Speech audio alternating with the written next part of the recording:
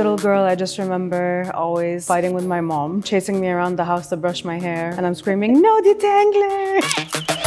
I would get called a mop, like, "Oh, your head looks like a mop, ha ha ha." The first time I ever really enjoyed my curls was in Dubai. Someone just grabbed my hair and they're like, "You have so much volume, I wish I had your curls." I'm like, "Why?" Then I met Simona. Taught me how to, your hair looks so good, your curls look so good. You have beautiful curls. Thank you. It's become such a beautiful expression of my soul, and I love that.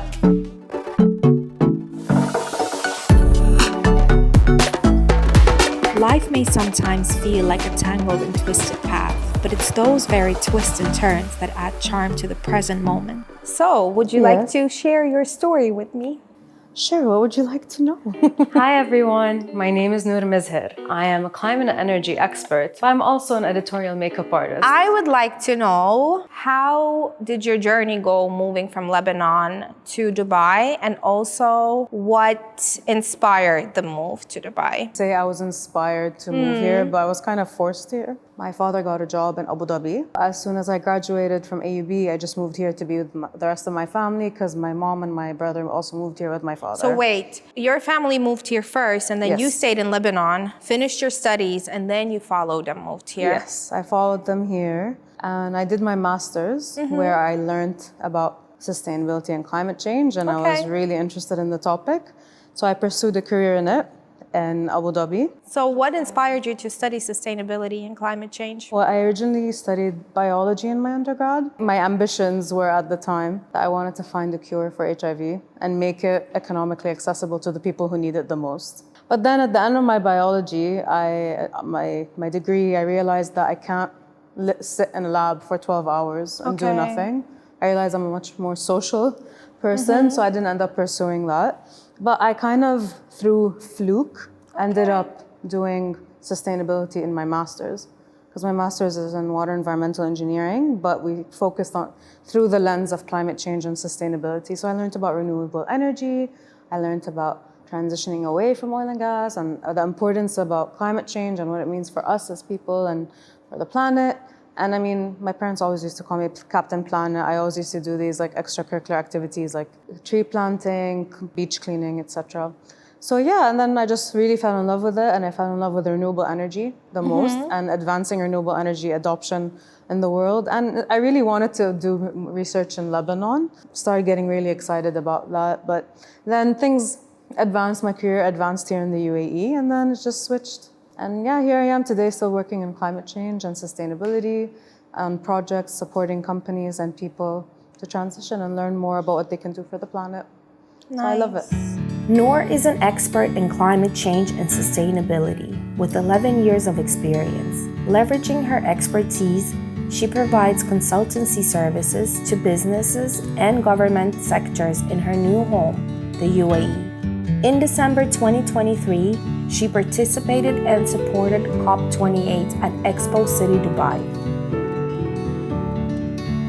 And how is it coming from Lebanon, like how sustainable Lebanon is comparing to the studies? UAE is a great place to be doing this because the UAE has all the systems in place where you can learn and advance. Like you can advance from a technological perspective, from a policy perspective. In Lebanon, you have so many socio-economical and political issues. How do you feel as a Lebanese who's now immigrated to UAE? How do you feel looking back what's happening in Lebanon currently? How does it affect you? Really makes me very deeply sad, just because I know, and people my age from Lebanon know, that our country, though very small, has so much to offer culturally, musically, historically. Like, we're a small country, but so much happened on that small piece of land, you know, from like 7,000 years ago until today. And it's just really heartbreaking that people are letting the powers that be get away with so much horrible stuff. But as someone who is a Lebanese expat in Dubai, I can confidently say that a lot of Lebanese people feel the same way that I do. We all want change. We all want what's best for our country, because a big majority of us went out and voted for the first time ever this last May. Wow. And our vote from Dubai actually made electoral change in Lebanon. It was like a whole movement in here, Yes, right? like 14,000 people here, so 7,000 or 10,000 in And Abu it was Dhabi. during summertime when it was very hot and Yes. people were standing in line Yes, and waiting. we stood in line for 2 and- hours in like 40-degree heat. Yeah.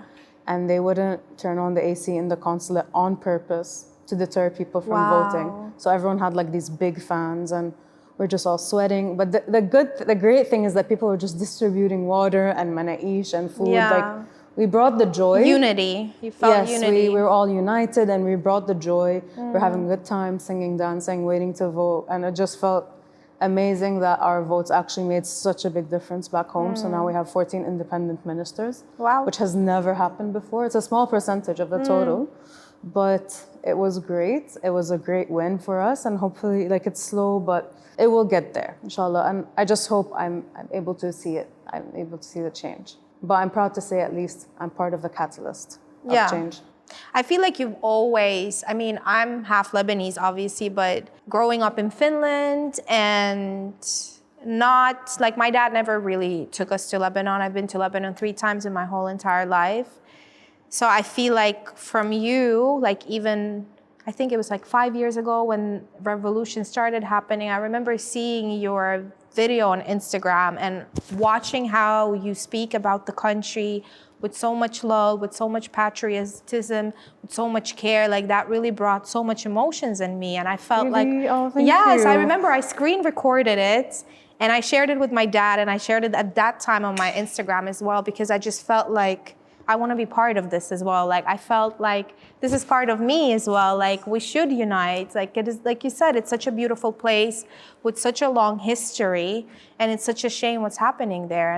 And it's nice to see that people like you that are even left the country are still having so much dedication to better the people's life there. Yeah, and I feel people from Lebanon who live in Dubai, because we're a lot closer to what's happening every day than people who left like in the 50s or 70s or 80s, a lot of them still are so attached to everything that's the detriment of our country, whereas we are kind of the product, the beginning product of it, because most of the Lebanese people here are my age or a bit younger. We all experienced the war, the almost civil war that happened in 2008. We experienced a lot, and we just don't want it to happen anymore. Again. You know, whereas everyone who's my age but born in the States doesn't have that association. Yeah. You know? They're not thinking like, no, I need to fix my home country now, because that's not, their roots are not there as much as mine are. And also, like, I feel like everything happened, like I still can describe the texture of these emotions and days. So we really want that change because we know what it feels like. Yeah. I think Nour's best of strengths is her caring and loving heart, especially her patriotism towards her country, Lebanon. It's been truly inspiring to see how much she's cared and how much she influenced people to make the change and to go and vote. When did you start feeling like UAE is your home? I started feeling like UAE is my home around 2017, 2018, when I finally established myself in a routine, in my job, and with my family, and also my partner at the time, who's now my husband. That's when I started feeling like, when everything felt stable, I started feeling rooted. But before that, every time I'd actually go back home to Lebanon and come back, I'd come back crying in the airplane, because I just wanted to be there instead. Even though your family is here? Even though my parents are here. Yes, because my heart really was in Lebanon for such a long time, and it still is, but now more so I feel very rooted in the UAE. And like now that I'm married, Haytham and I, we're building a home together, we're building our lives together, and I've realized what a blessing it is, as you were mentioning, that my parents are in this country. Yes. And what a blessing it is for him that his parents are just like an hour or two away by plane.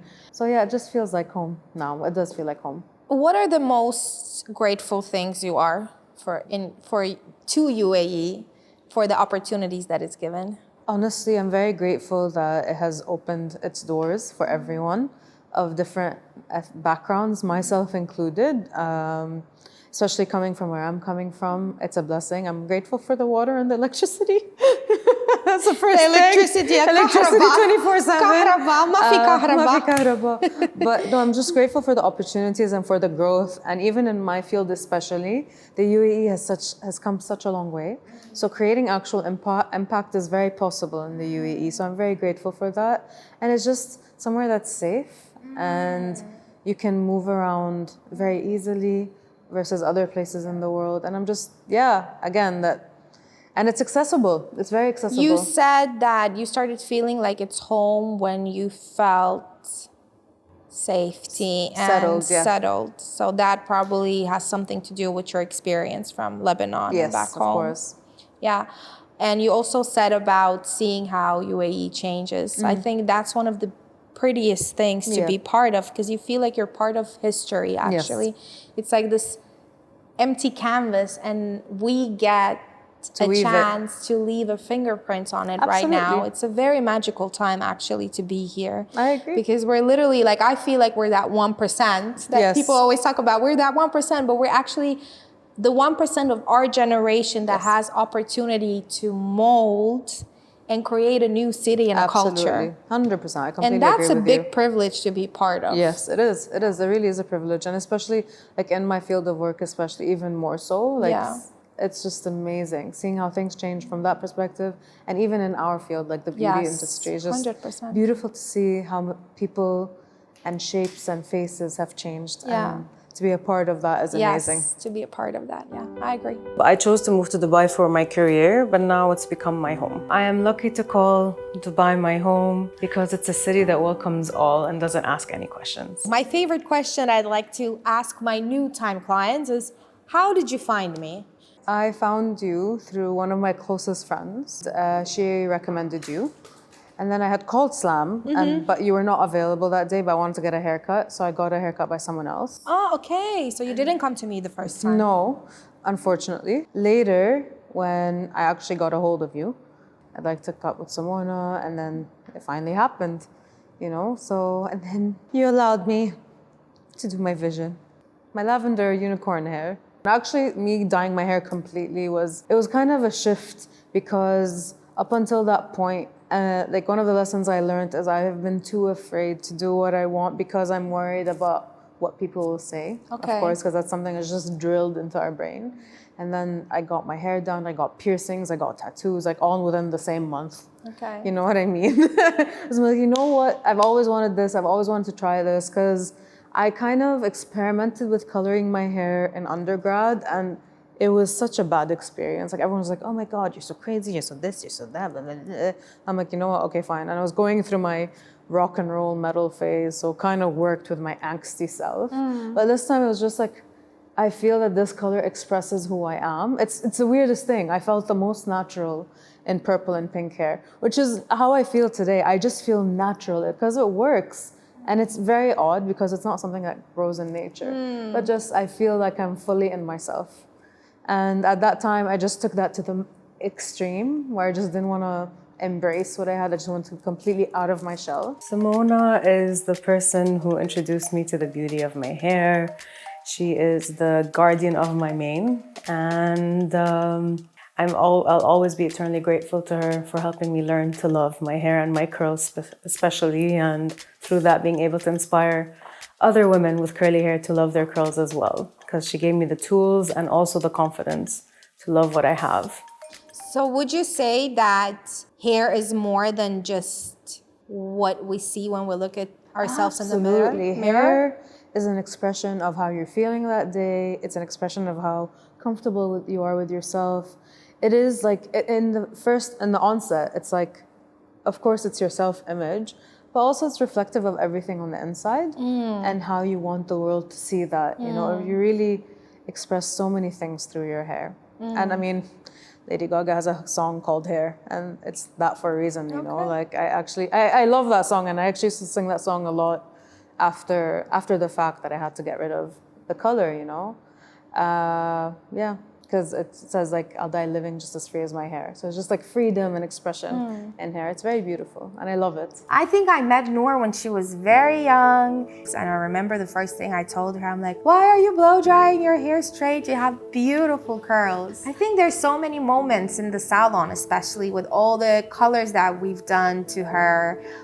We've taken her to platinum blonde, and we've done lavender, we've done silver, and then we started embracing her curls. And after that, she really fell in love with it, and she started having her natural hair journey. And for many years, we didn't color it at all until she got married. Now for my journey with hair color with Simona, this is one of the first hair colors I ever did with her. It was a lavenderish silver purple, and I loved it to death. And you can even see here my makeup style was so different. This color, this bubblegum pink, even until today, is perhaps my favorite hair color with her. But we've done a lot of hair colors together. I've done platinum with her, and we did this like half pink, half purple. I've even done gray. You know what, looking back, it's nice. It was very nice hair color. I also did dark blue. We went a bit into mint, which was really lovely as well. I chopped off all the bleach and I told her I just wanted to go back to my natural curls, and she gave me a wonderful haircut at the end of 2021. I think it was maybe my favorite hair. With my natural hair, it was fully natural, all black, and I actually want to go back to bangs now because I miss it. Then, like earlier this summer, I went back to the crazy color because I really missed it, and this is the latest hair transformation Simona and I have created together, and where she kind of chose the colors for me and I completely trusted her with them.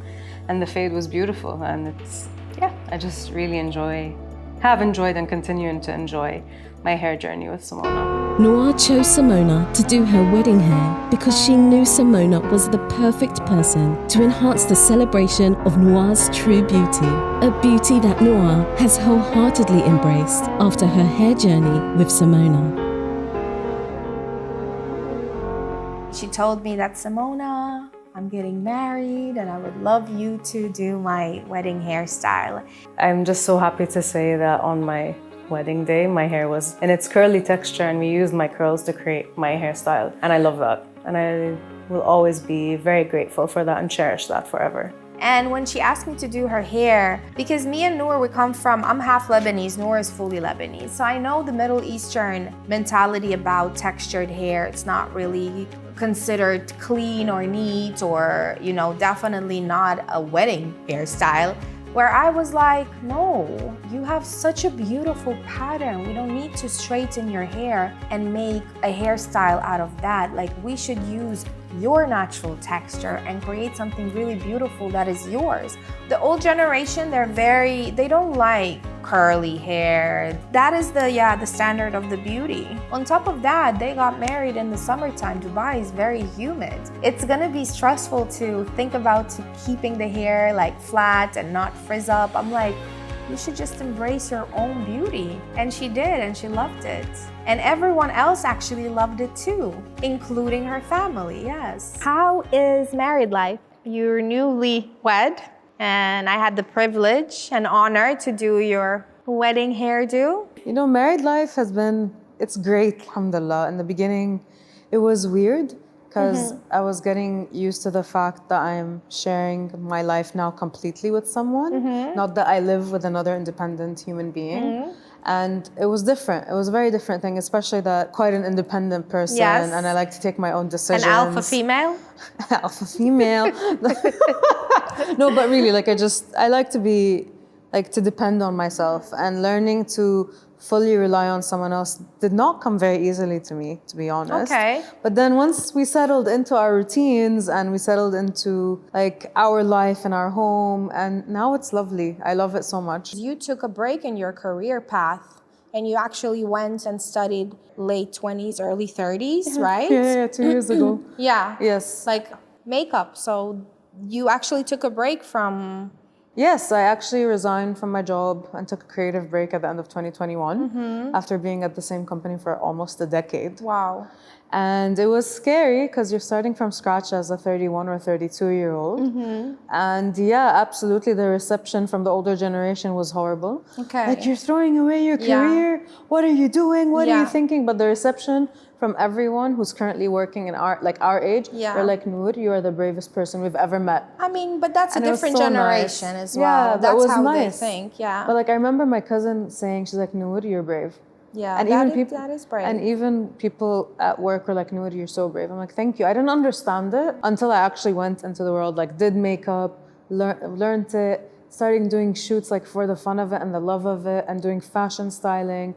And I'm like, yeah, it is very different, and it's beautiful. It was lots of fun. And Dubai is a great platform for that now, because I feel like now we have Dubai Fashion Week as well. Like, I feel like Dubai is getting way more respect in the world's fashion as well. We have beautiful talent in here. We have a beautiful sense of Arabic fashion as well, but also like just globally having all the expats here and everyone bringing a little bit of artsy from their cultures and that merging. And I feel like it's a good platform to... Yeah, I completely agree. I think Dubai is working to strategically become a fashion hub, which I think is pretty cool.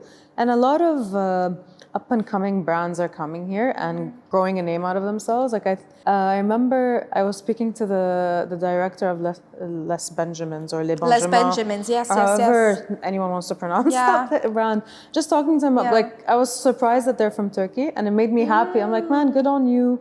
Well done. Your brand is booming in Dubai, which is a great thing. And good luck to you. And he was like, yeah, it's nice that we have the opportunity to do this here. So I was very happy, you know. So did you get to actually work in the editorial field in Dubai? And how do you find the fashion world to actually work environment? Yeah, you know, I mean, I ended up doing a lot of editorial shoots, but unfortunately I wasn't able to like do like a magazine job or whatever, which is fine. It was lots of fun. Being on a fashion shoot is lots of fun, you know, like being able to create a vision with someone, like everyone's heads are in, we're all creating a vision, we're all working towards something. It's amazing. And also working on location is lots of fun. Like I did a few shoots in the desert, and we'd go at 4:30 in the morning, watch the sunrise, get the beautiful light. And it's magic. I have to say, it's really magical. Dubai, a dynamic city full of excitement and endless possibilities, where anyone can take on a new challenges and adventures. Nour perfectly embodies this spirit, breaking away from her traditional field of study, fearlessly delving into the world of makeup, a passion from her youth. She transfers her love and passion for makeup into an exciting journey, from fashion runway to Instagram.